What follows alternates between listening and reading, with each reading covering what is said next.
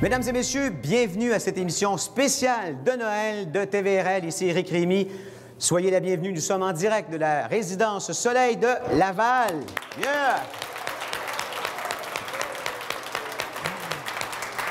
Au cours des 60 prochaines minutes, on aura plein d'invités, de chroniqueurs, mais aussi je vais être appuyé par cette charmante, séduisante et talentueuse co-animatrice Amélie Paul. On l'applaudit. Je suis touchée. Merci tout le monde, merci Éric.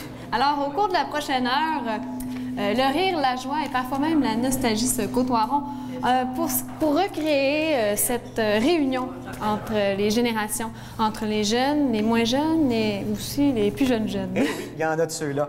En parlant de réunion, vous les avez applaudis à tout rompre l'hiver dernier dans le cadre de l'émission La Voix. On a réussi à réunir deux des plus belles voix de cette émission. Julie Massicotte et Gabriel Frappier seront nos invités musicaux. Nous aurons droit aussi à un cours d'histoire sur les origines de la fête de Noël avec le pétillant historien Marcel Tessier. Yeah! Si vous faites des excès de table ou de boisson, il y a, semble-t-il, des produits naturels qui pourront vous aider. Alors, ne manquez pas ce bout de l'émission. Oui, tout à fait, on va parler de ça. Et on verra aussi les tendances maquillage et coiffure durant le temps des fêtes. Et puis, on va parler des activités à ne pas manquer durant les fêtes, une fois que la dinde et les atocas sont dans le frigo. Bon, maintenant que la table est mise, on va commencer avec notre entrée. Elle a une voix divine et des étoiles dans les yeux. Elle vient chanter pour vous. Amène-moi danser ce soir. On accueille Julie Massicotte. Merci, bonjour. C'est un plaisir d'être avec vous.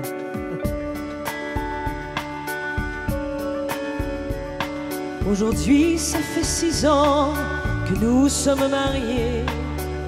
Tu m'as donné de beaux enfants, tu sais. Et depuis ce petit bal où l'on s'est rencontrés, je n'ai cessé de t'aimer. Mais ce soir, j'ai envie de déposer mon tablier, de me faire belle pour toi, comme par le passé. Ton fauteuil, ton journal, tes cigarettes et la télé. Ce soir, laisse-les de côté. Emmène-moi danser ce soir. Joue contre joue et serré dans le noir. Fais-moi la cour comme aux premiers instants, comme cette nuit où tu m'as pris mes 17 ans. Emmène-moi danser ce soir. Flirtons ensemble enlacés dans le noir. Timidement, dis-moi je t'aime. Amoureusement, je suis restée la même.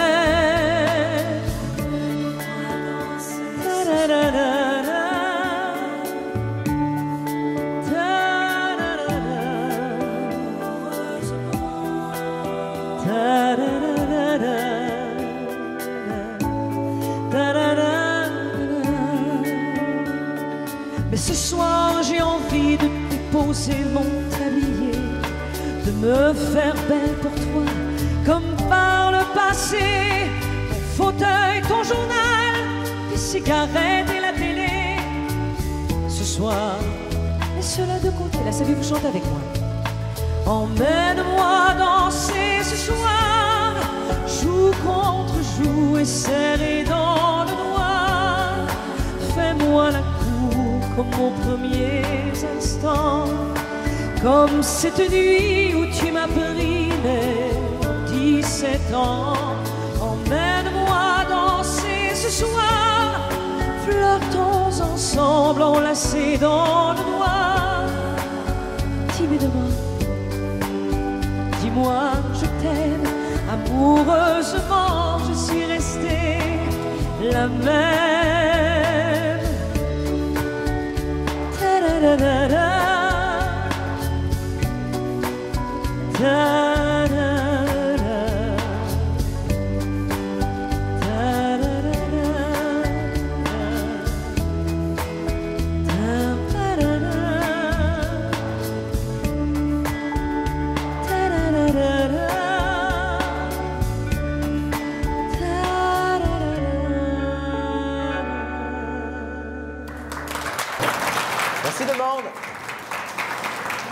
Merci, Julie, d'être à cette émission spéciale de Noël. Es-tu une groupie du temps des fêtes, toi? J'adore le temps des fêtes. Oui. J'aime les décorations, j'aime cette période-là de partage. On fait des biscuits, magasiner les décorations de Noël. Je sais pas, il y a quelque chose. Puis les gens, on est tous dans une espèce d'esprit joyeux. Oui. Triste aussi. Bien, c'est vrai qu'il y a de la nostalgie. Il y a de la nostalgie aussi, et de la tristesse, mais je trouve que c'est une période qui est, je sais pas, on est donc généreux dans le temps des fêtes, hein? Bien, c'est ça, d'abord, je trouve. en parlant de générosité, merci d'être là. C'est un bonheur. T'es une trifluvienne, toi. Oui. Quelle sorte de souvenirs as-tu de tes Noëls d'enfant ou d'antan, devrais-je dire? Ah, ben ma mère fait à manger, alors c'est la bouffe, le ragoût de pâtes. Les petits pains fourrés, hein, les petites saucisses cocktails, c'est un classique. Oui, le classique. Les tourtières. Les tourtières. Ma mère a toujours fait sa bouffe. Alors, des ketchup maison, la bûche.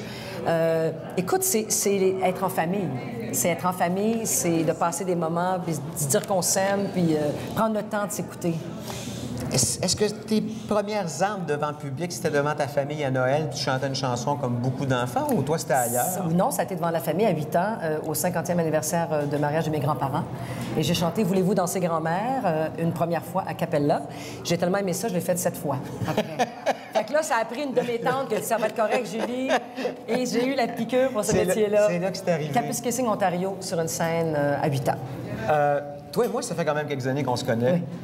Lente progression, mais progression quand même. Oui. Ça te va, ça?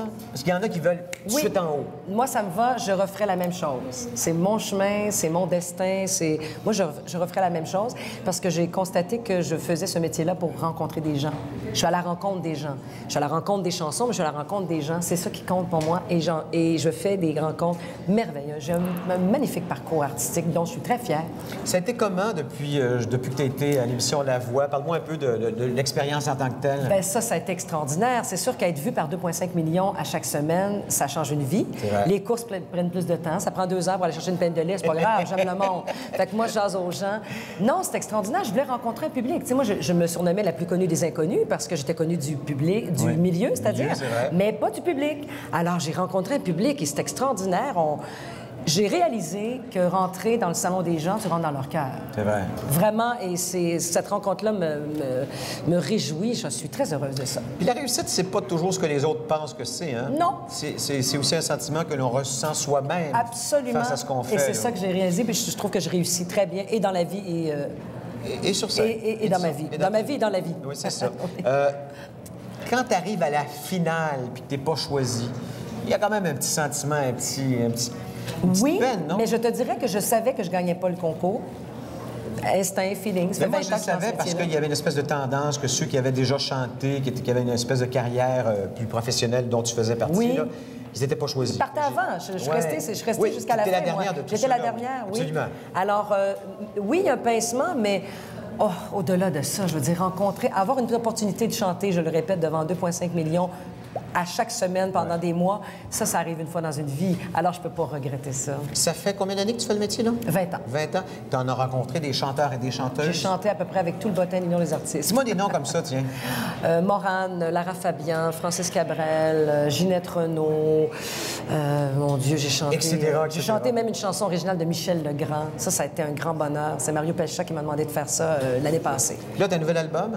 J'ai un album qui s'appelle Du rire aux larmes. J'ai un magnifique duo avec Marc Hervieux sur cet album-là. Moi, j'ai fait une tournée de 2 ans avec Marc. Tu étais choriste pour lui? J'ai été choriste pour lui. On a fait 120 villes. Mais je te dirais que choriste, j'étais encore plus que choriste. On était vraiment un duo de chanteurs. J'avais ma scène. On faisait des grands duos. Marc est très généreux. Hein? J'avais une grande place avec. Mais j'ai pas été choriste beaucoup dans ma carrière, contrairement à ce que les gens peuvent penser. Oui, à la voix, ça a été présenté comme ça. Moi, j'ai pas été choriste dans ma carrière. J'ai vraiment été une soliste. J'ai fait quelques spectacles sur les plaines d'Abraham comme choriste, mais dans les dernières années.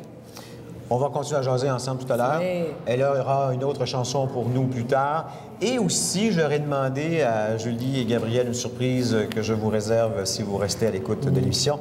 On s'en va à Amélie et son invité.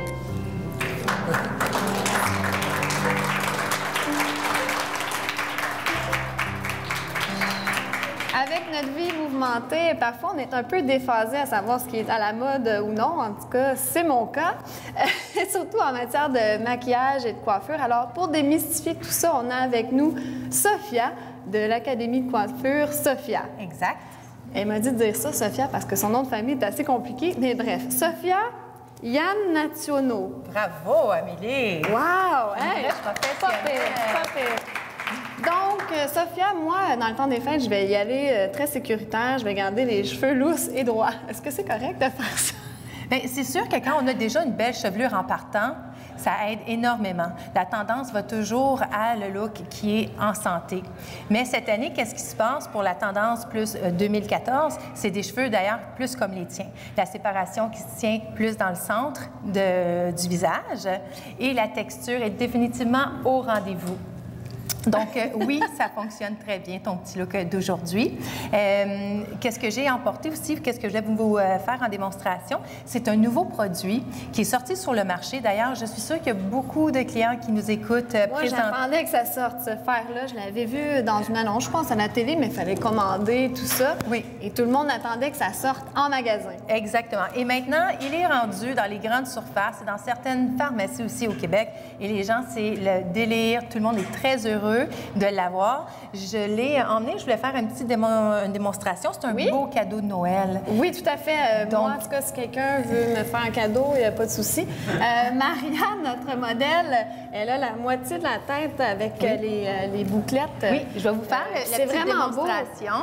Oui, vous allez voir que c'est très facile. S'il y en a d'entre vous, vous ne savez pas quoi donner en cadeau. C'est tellement beau, hein? À les gens dans votre entourage qui ont les cheveux longs, c'est un produit qui fonctionne très bien. Souvent, les clients vont dire « Ah, je l'ai vu à la télévision, mais je ne pensais pas qu'il fonctionnait bien parce que j'ai acheté d'autres produits et les produits malheureusement, n'ont pas bien fonctionné. » Et c'est facile. Et c'est très facile. Donc, comment il fonctionne? On prend la mèche.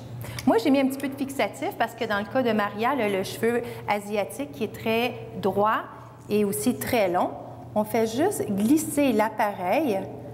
On y va à 2 pouces de la racine, on ferme et la mèche disparaît dans l'appareil. C'est fantastique. Si on écoute bien, il y a un petit bip, bip, et quand il va sonner 2 fois, on fait juste tout simplement ouvrir l'appareil, comme ça. C'est comme un petit four, ça mijote. Et voilà. Donc, on a une belle bouclette. Oui. Parce que moi, personnellement, puis sûrement c'est le cas de plusieurs personnes qui nous écoutent, on n'aime pas se compliquer la vie. Il ne faut pas que ça soit trop long. Non, puis on n'a pas le temps. Non, une tête au complet avec un outil comme ça, on parle d'environ une vingtaine de minutes. Donc, c'est un outil qui est facile à utiliser. Il est quand même très sécuritaire.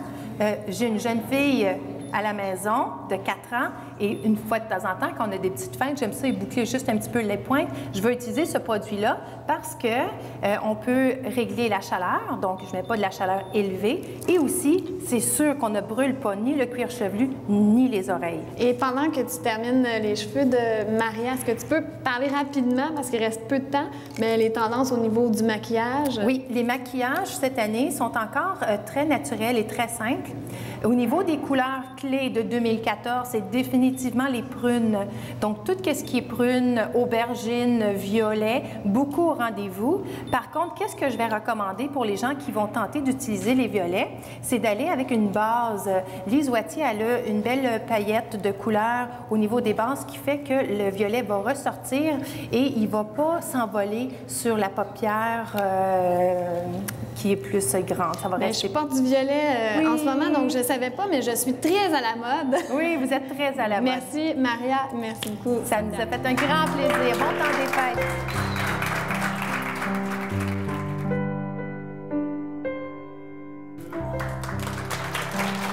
Il est une Bible sur l'histoire de l'homme. Il est à la fois un raconteur et un historien. Il est venu parce que je lui ai demandé. Je l'ai même harcelé au téléphone.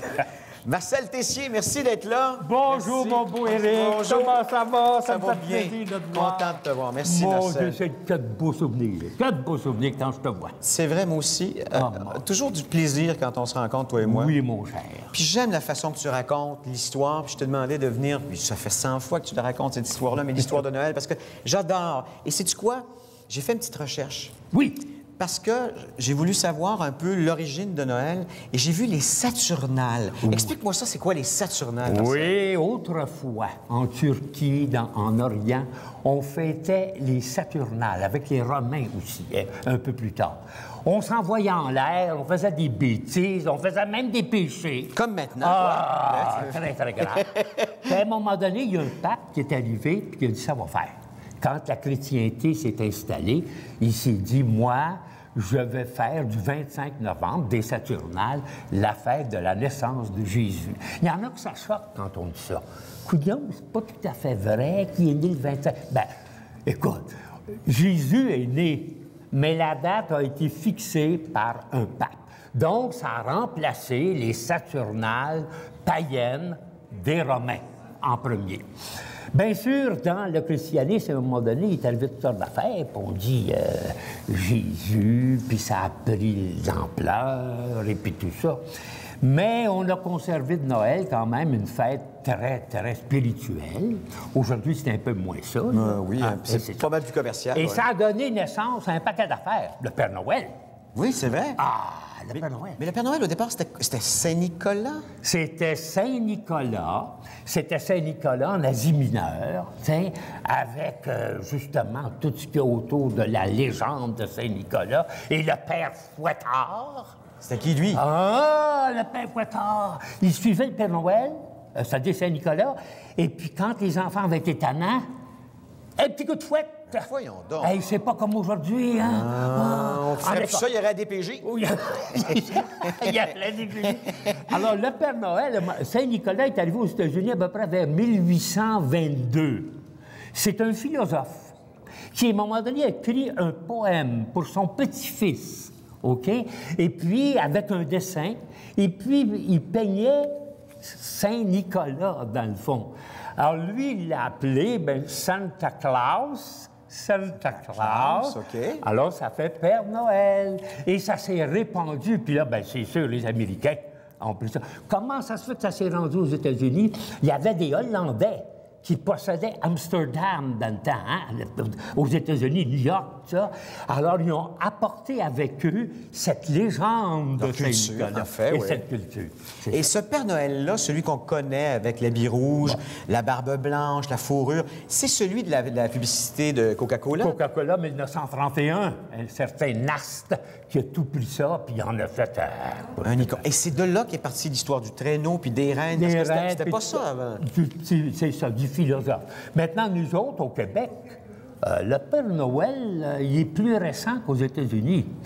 Les gens de ma génération, c'est le petit Jésus qui nous apportait les cadeaux. Dans le temps, on parlait du petit C'était pas le... Puis, à part ça, les cadeaux ne se donnaient pas à Noël. C'était au jour de l'an. Au jour de l'an. Alors, il y a eu un changement parce qu'on s'est américanisé. Oui, bien sûr. On s'est américanisé, mesdames. Puis Noël! Oui. Noël, c'était Noël ou... Noël, Emmanuel, Noël. Ça fait 901 ans, je pense que c'est en 1112, la première fois qu'on a eu, comment je te dirais, dans un livre, une description de la fête de Noël en tant que telle. Mon Dieu, vous avez fait des belles recherches. Je fais des belles recherches. Vous me faites assez plaisir quand je vois que les gens s'intéressent à l'histoire. Mais je voulais être votre élève, j'ai pas réussi, Marcel. C'est ça l'affaire. À part ça, il y a le sapin. Oui, parle-moi de ça. Von Riesdel. Un Allemand, un mercenaire allemand qui était ici pour se battre pour l'Angleterre contre les États-Unis lors de la Révolution. Ça, on parle de quelle année, là? 1799.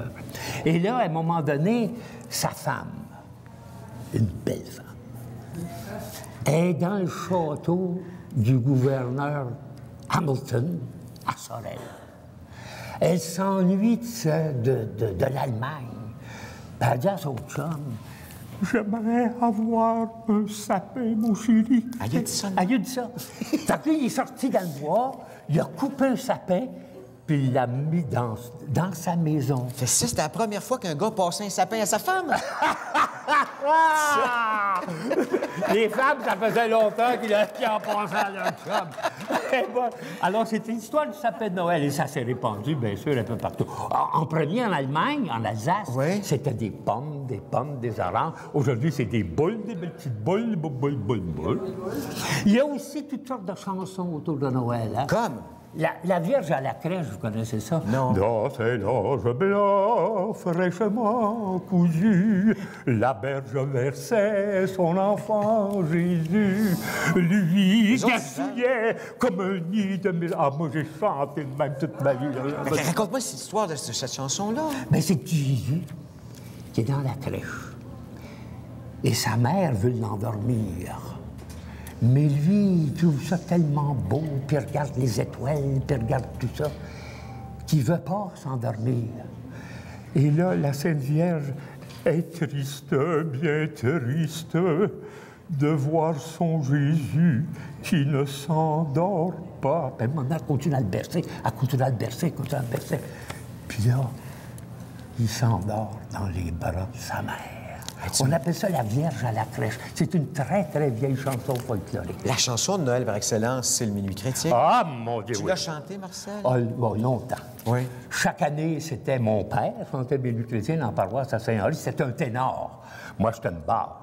Alors, quand il a vu que j'étais une voix de basse, il me dit, bah, t'es une petite basse, tu sais. Fait qu'on faisait transposer le Minuit chrétien. Pour t'attaquer Puis à toi. puis là, je chantais, tu sais. Puis, j'ai bien aimé ça aussi. Tu vas avoir 80 ans en 2014? Je vais avoir 80 ans le 29 janvier 34. Écoute, Et vous aussi? Ah, c'est quoi le... Comment est-ce qu'on fait pour vivre aussi longtemps et aussi heureux que tu sembles l'être, Marcel? bien, d'abord, je vis une journée à la fois. Oui. Et puis, je fais attention à moi, mais ça, le bon Dieu m'a donné, je pense, parce que moi, je crois à Dieu, il m'a donné les ressources nécessaires pour... Puis, je fais attention. Je fais de la culture physique à peu près 1 heure ou 2 par jour. Je ne bois pas, je mange bien, je dors bien. Mais ça veut rien dire, mon beau Éric. Si tu n'as pas la chance, tu sais, c'est une chance Absolument. d'avoir la santé. Tu sais, c'est une chance. C'est entre les deux oreilles aussi, le bonheur. Entre les non? deux oreilles. Hein? Mais c'est quand je rencontre des gens comme vous autres, que j'ai connus plus jeunes, puis qui réussissent, puis qui font des choses formidables, puis qui continuent à m'inviter, ça me rajeunit davantage. Marcel, c'est un bonheur. Je te souhaite vraiment de joyeuses fêtes. Ben, Merci infiniment. Moi aussi, Éric. Marcel Tessier. Merci, messieurs, dames. On retourne à Amélie. Le temps des fêtes, c'est le temps des excès et on boit beaucoup d'alcool, hein, 2, 3, puis oui, l'alcool coule à flot et des fois, ça peut avoir des ravages sur notre santé et sur notre système digestif. Et j'ai avec moi Marie-Lise Pelletier, qui est naturopathe et qui nous donne des petits trucs là, pour prévenir les désagréments du temps des fêtes. En plus que ça, parce qu'on pense que c'est juste le vin, mais on oublie les bonnes bouffes, la bonne sauce, la dinde, la Les tourtière. desserts, Tout ce qui va ça avec. a pas de C'est bon juste sens. que ce qui se passe, c'est que tout le monde nous invite, on reçoit les gens, fait qu'on mange over, on mange un petit peu trop, là. Oh, oui. Puis, ce que j'ai fait ce matin, c'est que je pensais avec vous peut-être expliquer un peu ce qu'on peut faire, des petits trucs faciles, là. OK. Puis, je commencerai par une affaire hyper facile, c'est une tisane. Ça a l'air niaiseux, là. À prendre après le repas. ou le Vraiment, lendemain. là, vous retrouvez dans les pharmacies, les magasins naturels, des tisanes, ça va bien être écrit dessus, digestion. J'en ai apporté une, c'est digestion. Moi, je l'ai pour les fêtes, là. Digestion. Il y en a une qui est pour foie, vésicule biliaire. C'est un truc tellement facile à faire, pas compliqué. Une petite poche dans l'eau chaude. Vous prenez ça avant votre repas. Ou au pire, on a fait de l'excès hier, mais on pourrait demain prendre 2-3 fois dans la journée des petites tisanes. Ce qui est intéressant, c'est que votre pharmacien vous empêchera pas de prendre une tisane. Parce qu'il faut savoir qu'avec les médicaments qu'on prend, avec les choses, des fois, on a un petit peu d'interaction puis de danger. La tisane, il n'y aura pas de problème. Puis là, on peut rajouter un petit peu de citron, qui est bon pour la santé. Ben oui, j'allais dire, moi, je prends ça le matin, de l'eau chaude avec du citron. Ça, c'est un bon truc. Premièrement, le matin, notre corps, il est à jeun. Hein? Il n'y a pas rien dedans. Il n'a pas mangé de la journée. Fait que première chose qu'on prend, il fait... Il veut manger quelque chose. Fait que de l'eau, ça va faire comme nettoyer en dedans. Ton citron va agir vraiment au niveau de ta santé et te donne des minéraux. C'est très bon pour la digestion. Puis moi, je te fais rajouter 2 affaires. OK. Je te fais rajouter, si c'est possible, 1 cuillère d'huile d'olive. Puis ça goûte pas, je vous dis, ça paraît pas. Dans l'eau chaude, l'huile d'olive, ça paraît pas. Ouais, c'est ça vient huiler les tuyaux. Mais je pense que Fait c'est que- l'autre ingrédient là, que... Oui, non, mais pour vrai. Mais de l'huile, ça paraît pas, puis ça vient tout huiler les tuyaux, fait que les problèmes de constipation ne durent pas trop fort, digestion. Puis là, on rajoute 1 cuillère de vinaigre de cidre de pomme. C'est ça que tu as peur un petit peu, là. Oui, ça goûte pas le ça- vinaigre, non, là. ça Vous goûte pas le mélangez ciel, ça, ça, là. là. C'est une recette hyper facile. Ça vous donne tous les minéraux, puis ça va enlever l'acidité. Parce qu'on parle de digestion, mais le problème d'acidité, c'est pas drôle, là. Des reflux gastriques, des douleurs d'estomac. Fait que je te dis, petit truc facile, comme tu dis, ta tasse d'eau, tu le fais, tu m'en parles même. Tasse d'eau chaude le matin, notre citron pressé. Après ça, tu rajoutes ton huile d'olive, puis un petit peu de vinaigre de cidre de pomme. Juste une petite cuillerée à thé. Ah, une cuillerée à thé, là, allez-y pas avec elle, quand Allez-y même, là. avec bio, là, l'huile d'olive bio. Oui, presse à froid, Ouais, première presse à oui, c'est froid. ça, là, c'est important. Ça, c'est pas compliqué. Et ceux qui vont un peu plus loin, un autre truc à faire qui est hyper facile. Vous allez manger, on n'a pas le choix, on veut en manger de la cochonnerie de toute façon, là. Cochonnerie étant dinde, sauce, puis tout ça. On mange là. à l'infini. C'est ça. Fait qu'un des trucs faciles qu'on oublie malheureusement, on a une quantité d'enzymes digestifs dans notre estomac. La quantité d'enzymes digestifs, elle est là pour nous aider à digérer tout notre repas et nous aider dans notre digestion en général. Parce que quand on a fini de manger, il y a de l'ouvrage à faire. OK. Puis là, nos enzymes digestifs qui sont dans notre corps, on a une quantité. C'est là. Là, on commence à manger puis on prend toutes nos enzymes. Si on mange cru avant de manger, les légumes crus, vous allez chercher les enzymes dans les légumes crus. Vous venez pas hypothéquer, venez chercher les enzymes que vous avez. Fait que si vous prenez l'habitude de manger des légumes crus, de la salade, c'est pour ça que le monde, il demande tout le temps une petite salade avant de manger. C'est pas toujours facile. Conserve des hors d'œuvre, des crudités. Oui, vous dit juste la carotte avant de manger, vous allez avoir une différence dans votre digestion. Fait que ceux qui ont des ballonnements, ceux qui ont mal au ventre, ceux qui c'est long à digérer, juste un légume avant, c'est une recette tellement niaiseuse, là. Puis on fait plus ça. Malheureusement, on mange tout cuit. Si vous mangez tout cuit, ça va dans votre digestion, puis ça ne digère pas. Il faut aller hypothéquer vos enzymes que vous avez. Je pense que juste ça, c'est une belle histoire aujourd'hui. Il faut manger cru le plus possible dans la vie de toute façon. Puis plus que vous allez manger de quoi qui vous donne les enzymes, plus vous mangez cru, plus que vous allez vieillir lentement, vous allez avoir une belle énergie, plus en forme. Puis si on dort bien, on digère bien, on dort mieux, on a plus d'énergie. Hey, la vie est belle. Pour juste des carottes, là, franchement, Il là... reste juste quelques secondes, puis je pense que tu voulais nous parler de l'élixir suédois. C'est vrai, je vais finir avec ça. Oui. Je vais finir avec ça. L'élixir suédois, c'est une dame, une herboriste, ça fait plus que 200 ans.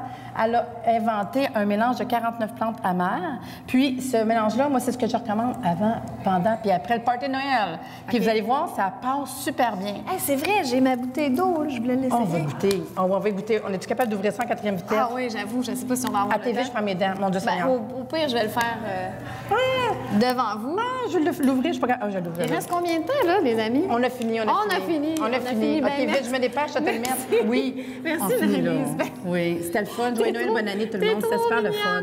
On va revenir. J'ai un coup de foudre, je pense que c'est mon âme sœur. Bye.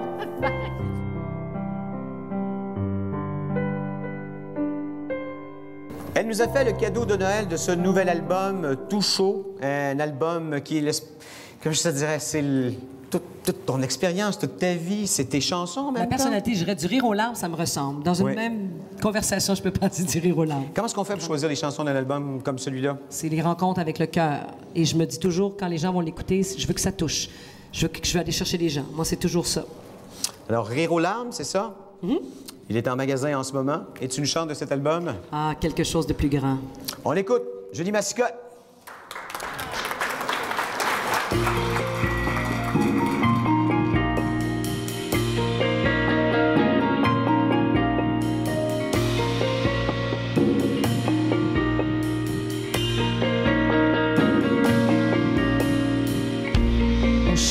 On cherche sans trop savoir si ce qu'on trouvera nous suffira.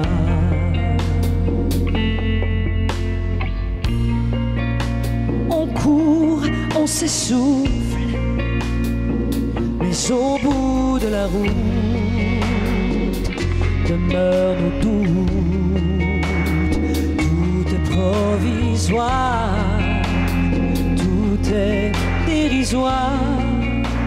J'aimerais bien savoir en quoi il faut croire. Il y a quelque chose de plus grand, quelque chose de plus fort. Où est le vrai trésor? Je le cherche encore. Je le cherche encore.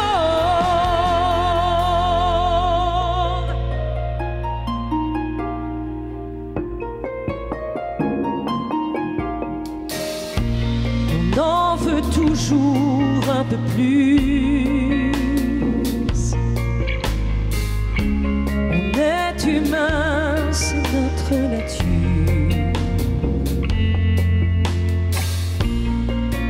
On remplit nos existences trop de rêves éphémères sans importance. Et malgré l'argent et tous les plaisirs du monde, le vide reste immense. Il y a forcément quelque chose de plus grand, quelque chose de plus fort. Où est le vrai trésor? Je le cherche encore, je le cherche encore. Dans notre quête du grandiose, nous oublions les petites choses. Une main qui nous appelle, un regard qui nous soulève, ces petits riens qui nous font vivre et qui nous font grandir.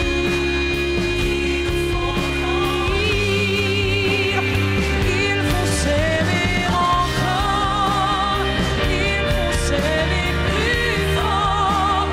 C'est ça le vrai trésor.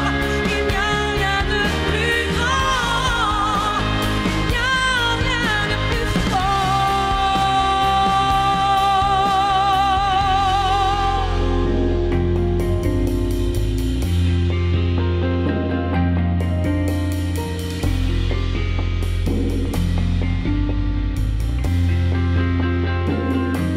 Il n'y a rien de plus fort.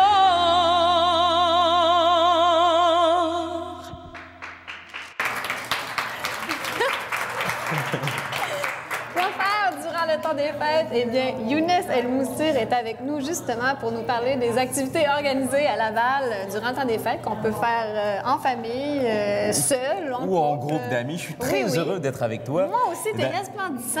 Oui, et j'aimerais que tu te lèves juste pour montrer cette belle robe. Ah. Elle est incroyable. Je ne sais pas comment vous la trouvez. Elle est très, très belle. Château, mesdames et messieurs, Oh. château. En plus, on fit ensemble, c'est incroyable. C'est vrai, c'est vrai. Non, mais t'es resplendissant, je voulais te dire. Mais merci T'as beaucoup des et je yeux remercie vivants. le public qui est ici, Oui. qui est patient avec nous.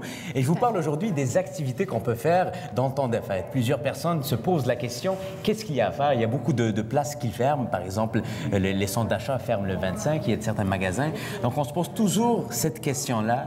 Qu'est-ce qu'on va faire pendant le temps des fêtes, à Oui. part le 25 et le 1er ou le 31 pour le réveillon, Même bien sûr? les gens, ils n'ont même pas d'activité le 25, là, ou au jour de l'an, donc je pense que tu peux nous Ben, ça parler tombe de bien justement. parce Oui, c'est ça. que j'ai des activités pour eux.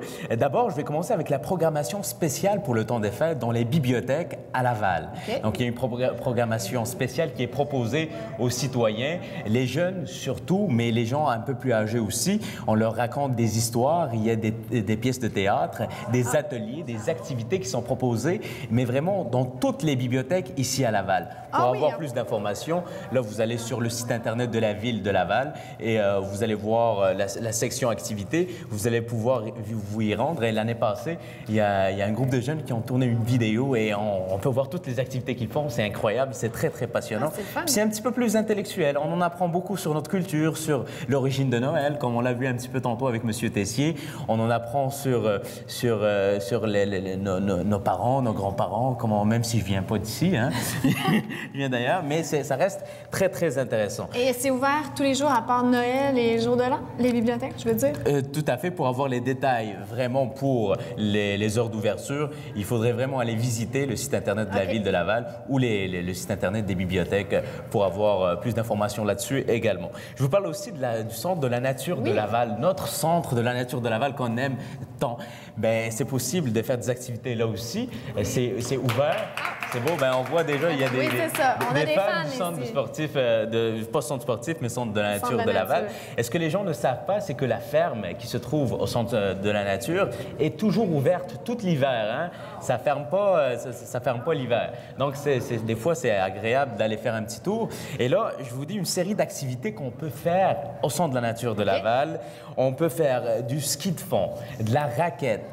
On peut faire des glissades. on peut se promener. Il y a une série d'activités qui sont proposées, puis les gens pensent souvent que c'est ouvert juste l'été ou juste l'automne. Ils prennent pas la peine d'y aller. Puis en plus, c'est des activités à l'extérieur, en plein air. On prend un peu d'air, puis on fait de l'activité physique. C'est important, ça, faire de l'activité physique, surtout à Noël. Famille, en plus, on mange des chocolats, on mange plein de cochonneries. Il faut perdre ça à un moment donné pour garder une belle shape.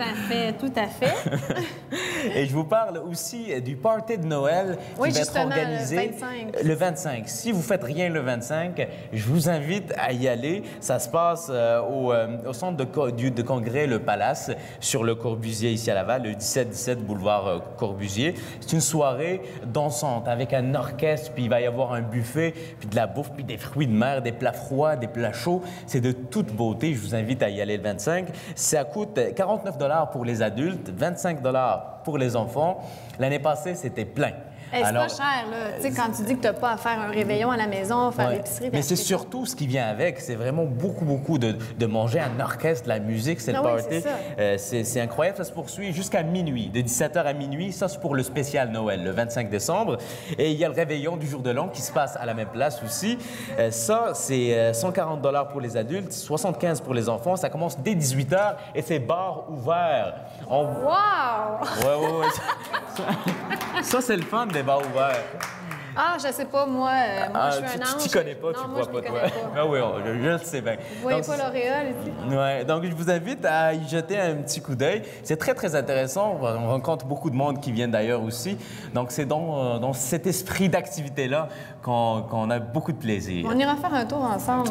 Ben oui, ben t'es la bienvenue. Non, parfait. T'es la bienvenue. Merci. Merci à toi. Merci.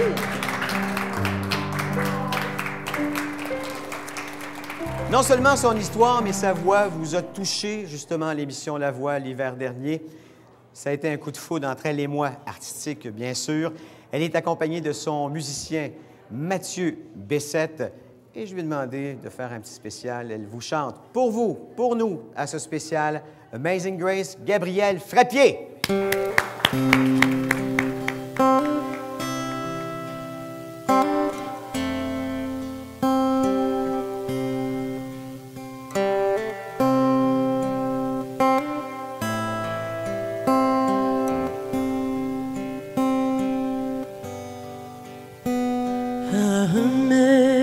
Amazing grace, how sweet the sound that saved a wretch like me.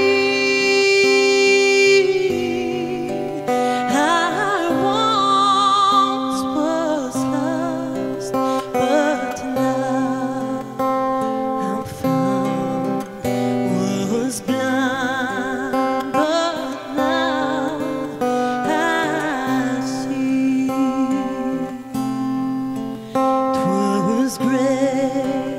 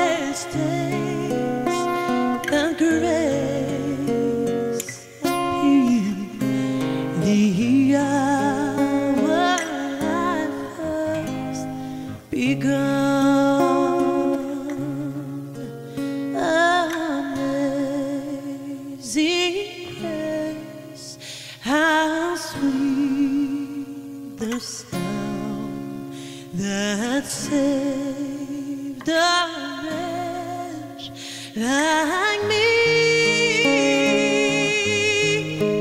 I once was lost, but now I'm found. Was blind, but now I see.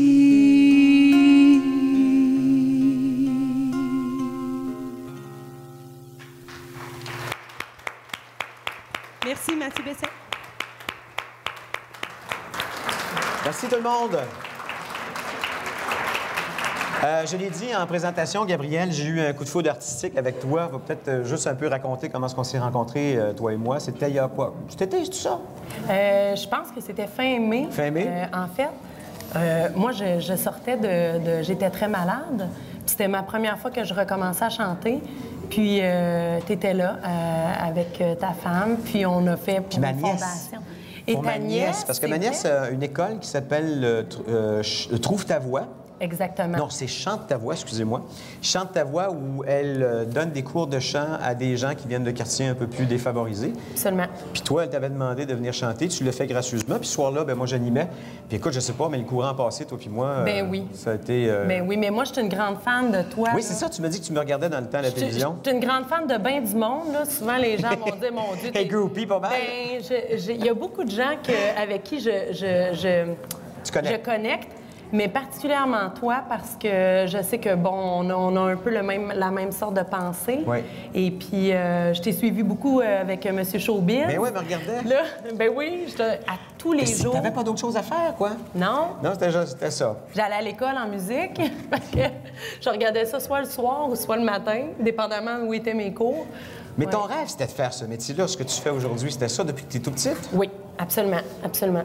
Mais moi, je me rappelle pas je pense que ma mère me disait, pas plus tard que la semaine passée, qu'à 5 ans, elle a regardé mon père, elle a dit, mon Dieu, cette petite fille-là, elle a comme, tu sais, quelque chose, tu sais. Puis ben, j'ai dit, bon, j'avais-tu comme quelque chose un petit peu avant, ouais. tu sais? Parce qu'on le sent d'habitude quand nos enfants ont des talents. Oui. Puis elle dit, déjà, tu chantais juste.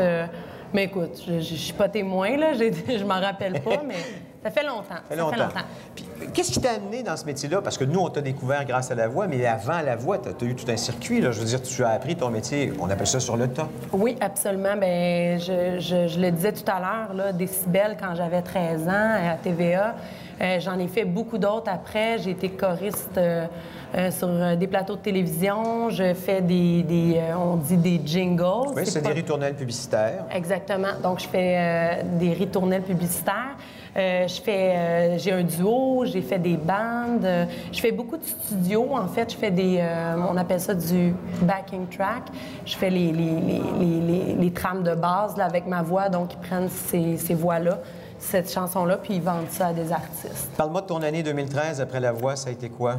Une grosse année, la plus belle de ma vie, probablement.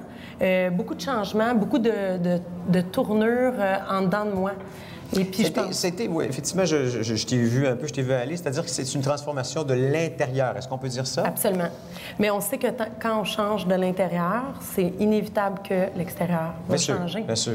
Donc, oui, ça a été ça. Beaucoup de prise de conscience, beaucoup d'intériorisation, de remise au point sur beaucoup de choses, travailler beaucoup sur les défauts. Hein? Des fois, on a-tu des défauts? On a-tu des fois? Hein? C'est fou, ça, quand même. Puis, d'ailleurs, c'est pour ça qu'on a beaucoup connecté, toi et moi. Oui, parce que moi aussi, j'en ai beaucoup des défauts, ça doit être ça. Non, c'est pas pour ça.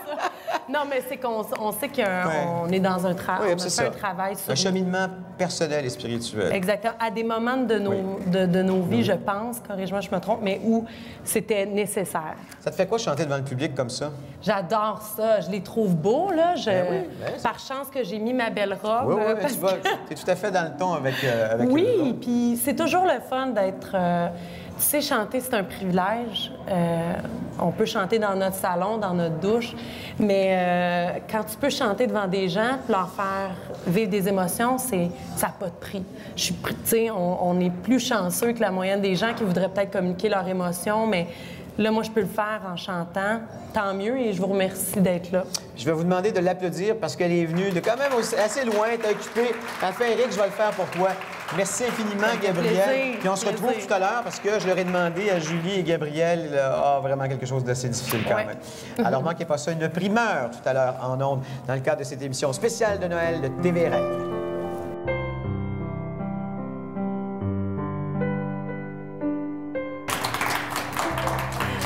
Mesdames et messieurs, je vous présente notre encyclopédie cinématographique, Nicolas Vincent Poirier, qui nous parle aujourd'hui de films qui vont prendre l'affiche durant le temps des fêtes. Oui, tout à fait. Des bons films durant le temps des fêtes. C'est toujours une bonne période, je trouve, le temps des fêtes, parce qu'on tombe après ça au mois de janvier. Au mois de janvier, c'est la poubelle des studios, si on peut dire ça comme ça. Oui, c'est vrai, tu m'expliquais ça. Tous les navets, là, ils sortent au mois de janvier. C'est ça. Donc, le mois de décembre, c'est un bon mois parce que aussi, c'est comme un peu la dernière chance de présenter des films qui ont un potentiel pour aller aux Oscars. Donc... OK. Oui, tout à fait. Donc, il y a le film Anchorman 2, présentateur vedette 2. Pour ceux qui se rappellent, le premier a été fait en 2004. Que j'avais pas beaucoup aimé. Pas aimé, c'est ça. Non, je peux pas croire qu'ils font une suite, d'ailleurs. Ben écoute, c'est moitié-moitié. Will Ferrell, la moitié des films qui fait un énorme succès au box-office, et l'autre moitié, c'est des gros flops. Et en 2004, quand il a fait Anchorman, le premier, il était vraiment comme à son apogée au cinéma, parce que, bon, c'est un gars de télé, il a été connu avec Saturday Night Live. Et là, tout à coup, bon, avec Elf, en 2003, qui a rapporté 220 millions de dollars au box-office à travers le monde, bien là, écoute, c'est devenu une valeur sûre. Une valeur sûre. Et bien là, depuis quelques années, bon, il performe un peu moins bien au box-office. Et ça fait des années que ce film-là, Anchorman 2, est en préparation. On en parle, on veut vraiment le faire. Et finalement, bien, ce qui arrive, c'est que les studios ne voulaient pas parce qu'ils sont pas sûrs encore si Will Ferrell est capable de ramener de l'argent au box-office. Et finalement, bon, ça s'est fait, ça sort là. C'est un coup de dé. C'est rien de sûr. De toute façon, il n'y a rien de sûr avec n'importe quel film, mais là, d'autant plus avec Will Ferrell. Exactement. Mais je dois dire qu'après avoir vu la bande-annonce, je trouve qu'il y avait une belle chimie, par contre, entre les 4 acteurs. Là, Steve Carell, Paul Rudd, comme ça qu'on dit? Oui, c'est ça, oui. Bien, c'est des amis, puis souvent, dans des comédies, c'est toujours les mêmes gangs qui restent ensemble pour des comédies. Et ce qui est drôle, c'est qu'un des producteurs exécutifs de Anchorman en 2004, c'est David O. Russell, qui, justement, a fait un film qui sort dans le temps de Noël. Ça s'appelle American Hustle. Oui. Avec Christian Bale qui prend l'affiche... Le 20 décembre? Est-ce que c'est ça, dans le genre temps de drame criminel? Oui, tout à fait, tout à fait. C'est des escrocs qui doivent aider un agent du FBI contre leur gré, évidemment.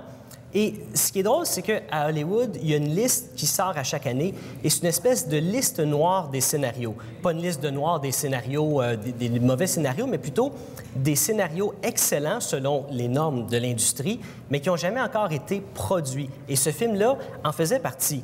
Donc, pourquoi sont pas produits, en fait?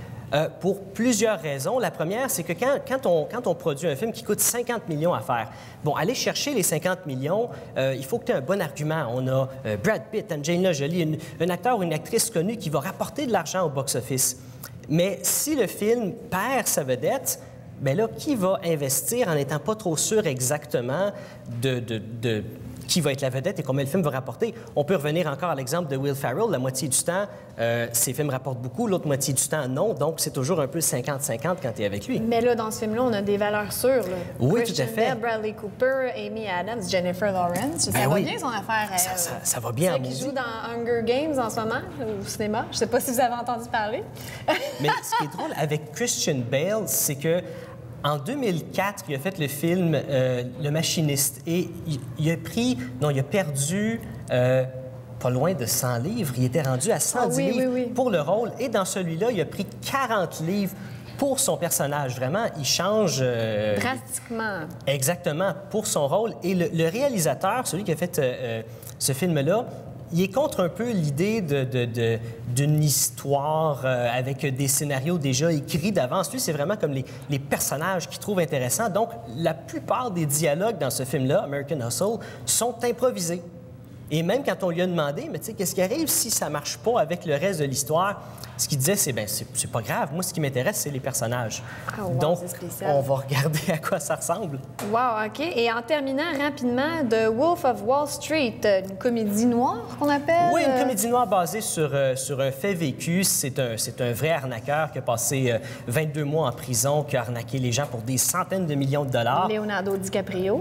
Tout à fait. C'est lui qui interprète le rôle principal. Il y a aussi, bon, ça ressemble un peu, je trouve, à Catch Me If You Can en 2002. Il a, encore une fois, il a interprété le rôle d'un arnaqueur.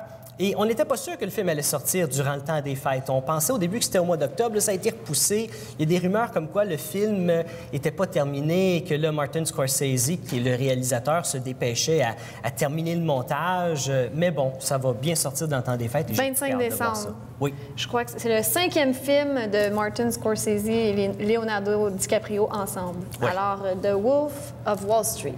On va voir ça dans le temps des fêtes. Merci, Nicolas. Merci. Faut que je vous le dise, le cadeau, c'était pas pour eux, c'était pour moi. J'ai demandé à ces deux grandes chanteuses d'être ici aujourd'hui. Vraiment, merci infiniment, Julie, Gabrielle. Plaisir. L'année 2014, qu'est-ce qui s'annonce pour vous? Je serai le 1er janvier au Casino de Montréal avec mon duo. Oui. Avec Charles Perrault. Ouais, alors si vous voulez venir nous voir, on va être là de midi à 7 heures. Et ben, ça va être une année occupée, je le souhaite, tout autant que 2013. Des contrats, d'animation, du chant et plus encore, comme ils disent. Et plus encore. Puis toi, Gabrielle? De mon côté, ben on travaille sur des chansons originales, donc avec des auteurs, compositeurs, aussi avec mon musicien qu'on a vu tout à l'heure. On écrit ensemble, donc je suis auteur, compositeur, interprète. Donc, c'est ça, on travaille là-dessus, puis ça devrait sortir. On a déjà des choses de prêtes. Mais on attend le début de 2014. Vous savez que vous avez quelque chose en commun, non seulement la voix, mais toutes les deux font des imitations de grandes chanteuses. Oh mon Dieu! Oui, oui. Alors, attends un peu. Elle, c'est Ginette. Fais-moi Oh, un ben petit... là, ça se peut-tu? Hé, c'est bon! C'est bon! Oh, yeah! T'es vraiment bonne. Et Gabrielle? Non, je suis pas bonne. Mais non, mais fais-moi un bout. Fais-moi un bout. Mais de qui? Mais de Céline? Céline, c'est ton... Mais c'était plus comme dans... Come on, René, come on. Je suis plus comme dans les mouvements où, tu sais, comme... Pour que tu m'aimes mon cœur. Bravo! Mais ça fait longtemps que j'ai pas pratiqué. Mais là, Je tu vois, m'attendais on pas fait à ça. Mais en parlant de pratiquer, je vous ai demandé, les filles, de vous lancer dans un duo que vous n'avez jamais pratiqué ensemble. Et c'est pas une chanson évidente à chanter, Non. déjà là. C'est une belle chanson. Pourquoi vous avez accepté? Ben parce que c'est la chanson, puis c'est Gabrielle. Oui. Je m'en allais dire la même chose. C'est parce que c'est la chanson. C'est parce que c'est toi. OK. C'est parce que c'est la chanson, puis c'est parce que Ouais. c'est Julie. C'était dû. Vous allez l'entendre en primeur à l'émission. Jamais elles n'ont fait ça à la télévision, accompagné de Mathieu Bessette à la guitare. Écoutez bien ça. Alléluia.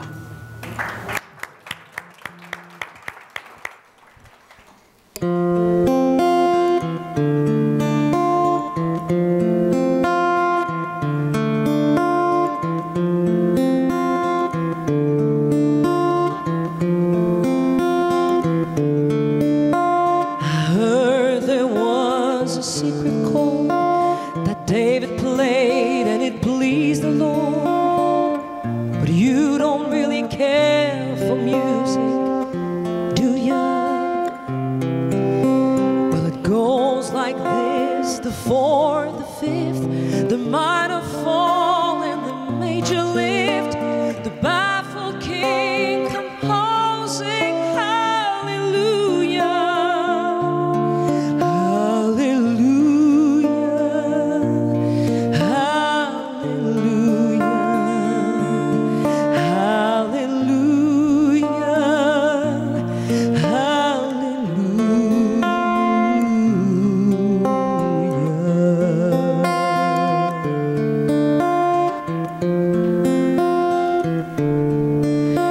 Your faith was strong, but you needed proof. You saw her bathing on the roof, her beauty and the moonlight overthrew you. She tied you to the kitchen chair, she broke your heart, she cut your hair, and from her lips she drew the hallelujah, hallelujah,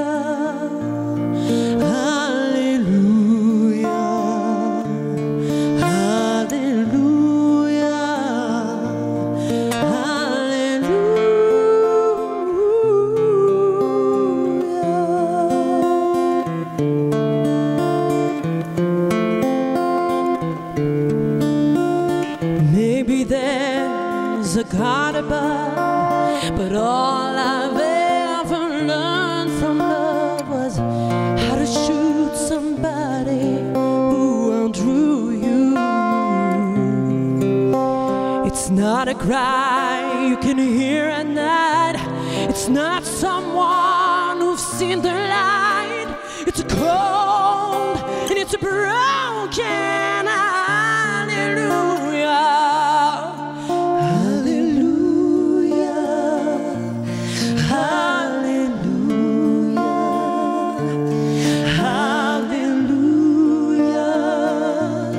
Hallelujah.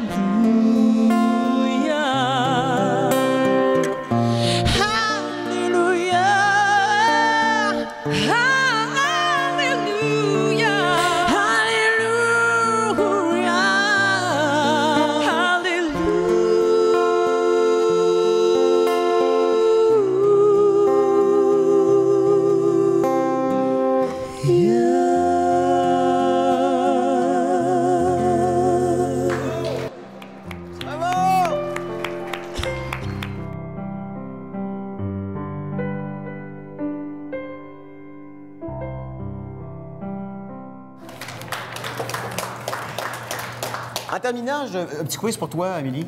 Oui, T'es prête? OK, je suis prête. J'ai fouillé à savoir, bon, comment est-ce qu'on pouvait dire Joyeux Noël de différentes façons à travers le monde. Oui, OK. En anglais? Merry Christmas. Oui, OK. En espagnol? Feliz Navidad. C'est vrai. En italien? Ça, je sais pas. Ben oui, ouais. Ben oui, je sais. Oui. C'est Buon Buon Natale. Buon Natale. Oui, OK. Maintenant, je vais te demander en grec. Là, tu regardes pas sur ma feuille. C'est Mali Caca. Non, c'est pas ça, pantoute. C'est Kaya. Ça. Kala Christouliena. Puis excusez-moi si je me trompe. En hawaïen. C'est ça que En hawaïen. En hawaïen. Vas-y donc. Tu le dire? Oui, oui, oui. Ah ouais. Mele Kali Kimaka. Oui. C'est pour ça que je le Et dis. c'est en spécial en ce moment la cafétéria pour 50 cents la bouchée. c'est Et en arabe, J'ai hâte de t'entendre Ouais, dire ben, ça. Milad Mahid Waham Saïd. Ça veut dire Joyeux Noël et bonne année en même temps. Ils font ce Younes, genre de l'accent vœux-là. était pas pire? C'était pas pire. C'était pas bon, mais en tout cas, j'ai essayé de faire ce que je pouvais. Bon, on va souhaiter des joyeuses fêtes, hein? Oui, c'est un plaisir de travailler Absolument, avec toi. même Depuis chose. septembre que je travaille avec toi et c'est... C'est un cadeau, je le sais. Dis-le, c'est un cadeau. C'est un cadeau et je le disais tout à l'heure, vous le trouvez pas extraordinaire? Moi, je l'adore. Arrêtez, là, vous allez me faire rougir puis je vais ressembler au Père Noël. Bon, je vais vous dire que les cadeaux, là, c'est pas en dessous du sapin, vous l'avez sûrement déjà entendu, hein? C'est autour du sapin. Alors, on vous souhaite bien sûr de joyeuses fêtes de la part de toute l'équipe de TVRL, de tous les résidents de la résidence de Soleil ici à Laval et bien sûr de tous les gens qui sont sur place. Merci infiniment d'avoir été là. On se donne rendez-vous la semaine prochaine pour notre jour de l'an de TVRL. Bye-bye tout le monde. Bye. Joyeuses fêtes.